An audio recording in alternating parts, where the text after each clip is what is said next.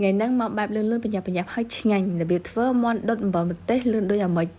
rồi đó đốt món sam sai sập một tí bắn chân tậnนี้hết đốt tật trầm tầm một phải pram tới sam sập một tí cứ chân phơi là u tại một đòn món bờ dơ po của homes ad cho chị lươn hơi ngùi hay plug một đống máu khơi sạch cái lần lạ lạ là o một hơi xanh lôm bờ mờ bay món với nhấp po của homes ad cam cái đường chop là nè chết bay em cho chị cái sập là từng con nông từng bay cái tham mà chết ngành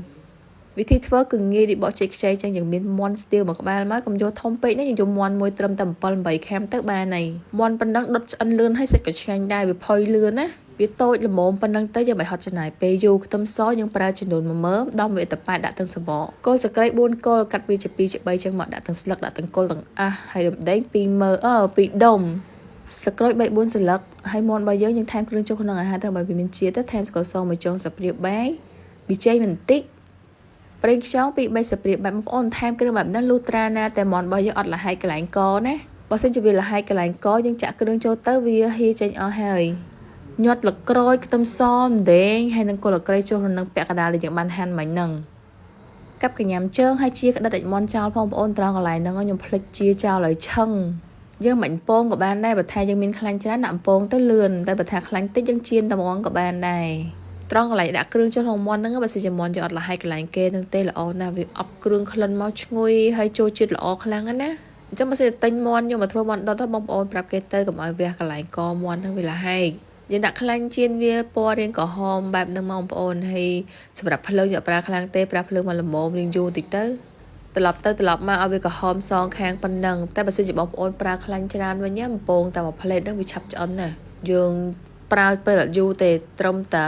ប្រហែលជា5នាទីទៅ8នាទីគឺមាន់របស់យើងពណ៌ក្រហមស្អាតហ្មងយើងដាក់ខ្ទឹមសគល់ក្រែមដែលលក្រូចត្រប់បាតបន្ទាប់មកដាក់មាន់ចូលហើយថែមប្រេងខ្យងនោះចាក់ពីលើមាន់នឹងហ្មងមកដាក់ប្រហែលជា4 5ស្លាបព្រាបាយណាហើយដាក់ខ្លាញ់ចូលបន្តិច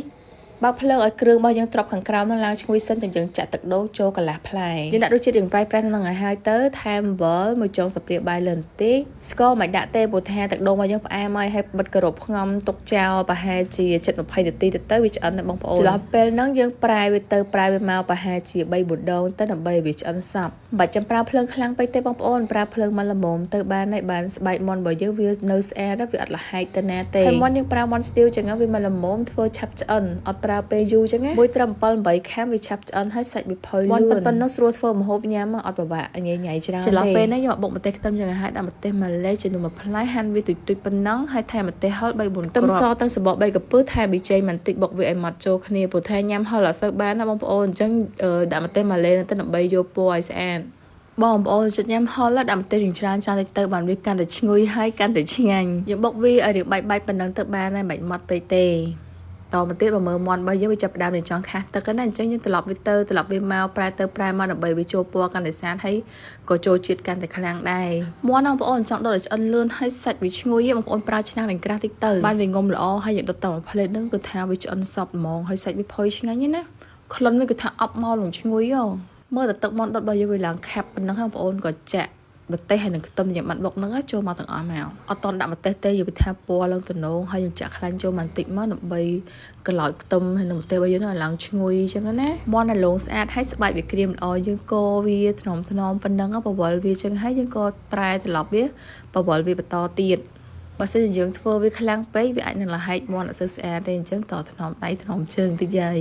តែប៉ុណ្ណឹងមកហើយជាការស្រេចនិយាយថាក្លិនគេវិញឡងឈ្ងុយល្អមែនតើមាន់ឡើងក្រហមស្បែកឲ្យលើប្រឡងក្រៀមហើយសាច់ខាងក្នុងវិញទន់មានជាតិទឹកជាសំណាងក្នុងហ្នឹងអញ្ចឹងទៅទាំងសាច់មាន់ទាំងស្បែកមាន់គឺថាអប់ក្លិនឈ្ងុយស្មើគ្នាហ្មងវាមានជាតិជើទាំងសាច់ស្បែកទាំងសាច់ទ្រូងអីគឺថាមកឆ្ងាញ់បដ ாய் បងប្អូនធ្វើតាមរបៀបហ្នឹងហើយមាន់មួយ